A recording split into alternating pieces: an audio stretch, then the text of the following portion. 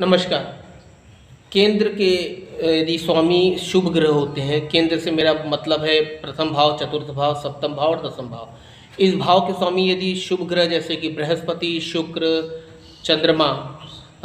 शुक्ल पक्ष का चंद्रमा यदि अंशगत ज़्यादा है तो, और बुध, ये ग्रह यदि केंद्राधिपति हो गए या केंद्र के स्वामी हैं और इनकी दशा चल रही है, तो सामान्य रूप से देखा गया है कि इनकी दशा में अच्छे परिणाम नहीं मिलते हैं, जीवन में संघर्ष बढ़ जाता है या उन भावों से संबंधित हमें शुभ फल प्राप्त नहीं होते हैं। इसके ठीक उल्टे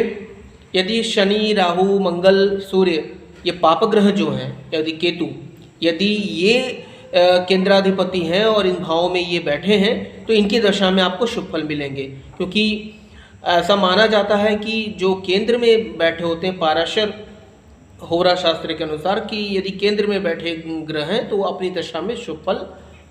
तभी देंगे यदि वो पाप अवस्था में हैं, और शुभ ग्रह जो होते हैं, सौम्य ग्रह, उनकी दशा में वो फल नहीं प्राप्त होते जैसा कि उनको देना चाहिए। यह एक सामान्य ज्योतिष का फार्मूला है।